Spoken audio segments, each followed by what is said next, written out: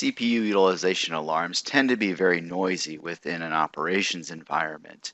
However, typically systems will be in place that are doing the monitoring that will monitor it over a period of time to make sure that it is a sustained problem, which when we run into those sustained problems, we get high response times, we get poor user experience. There are a number of things that can impact an employee's ability to do work. This can also then lead to potential crashes. So if it runs for too long, it could lead to a complete system failure where that employee then loses their work and they must restart, or they have to restart over with what they were doing. Also within virtualization environments, when one CPU can spike, it can drive up the usage of other systems as well and bleed over into multiple different systems. This resolve automation will address alerts generated from a monitoring system for high CPU utilization. Now, the event management system that is detecting the high CPU utilization is also doing some correlation capabilities where it's going to check and ensure that the issue has been an ongoing issue. So in this case, the CPU has been high for 5 minutes. And now it's going to trigger resolve automation in order to add more CPUs to the system in order to hopefully resolve the CPU utilization issue. So the alert is going to happen and be triggered. It is then going to trigger this automation within resolve. The first step in the process is to create an incident. So we're going to be able to create that incident with resolve and have it tracked throughout the process. The next set of steps will gather information about that particular host. So it's a virtual machine running, in this case, on an ESX cluster. Based on the information we've gathered, we can now update the incident with information about that particular VM.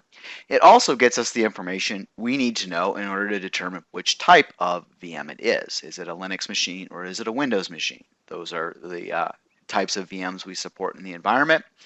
And then we can be able to double check what's the CPU utilization via PowerShell on the Windows side, or in this case, you can see we've SSH'd in and checked it via a command line interface. After gathering that information, we're going to again update the current usage back to the incident. In order to add vCPUs on the fly within VMware, we need to be able to ensure that the hot plug option is enabled. So one of the pieces of information we gathered all the way back up at the top, and the second step on the VM host, is to determine is that particular functionality enabled.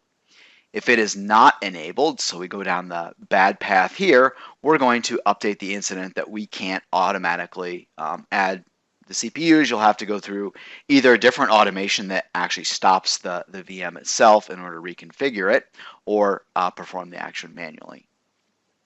From there, we're going to then do a simple math to add +2 to the CPU count, again, based on that second task that gathered the number of CPUs.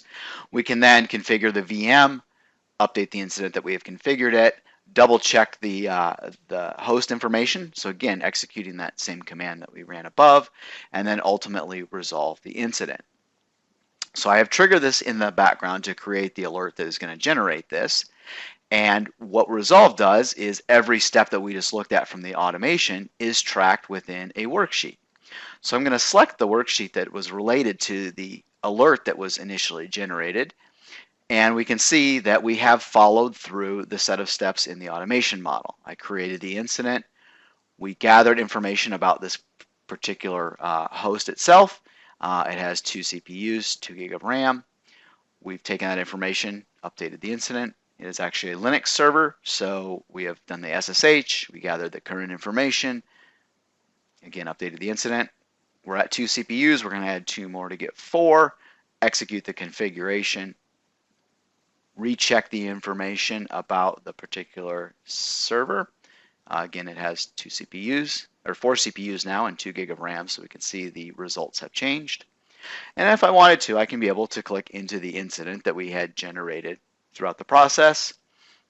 The incident is going to have information about that particular system. Here we can see all the details we've gathered from executing the Power CLI integration. This is the second time around where the CPUs is 4, and from the initial execution. There's all the running processes, just so we've captured that at the time when we're executing. We can see that we had started out with 2. The incident here has been set to the resolve state because we were able to dynamically add 2 CPUs to that particular system. And then once again, we can see all the results within the resolve interface. And again, to conclude, the automation was very simple and straightforward to be able to build out and have executed. And now we have a process that can replace the manual task of having to go gather the information yourself, copy paste again, go into VMware, update the settings on the particular system.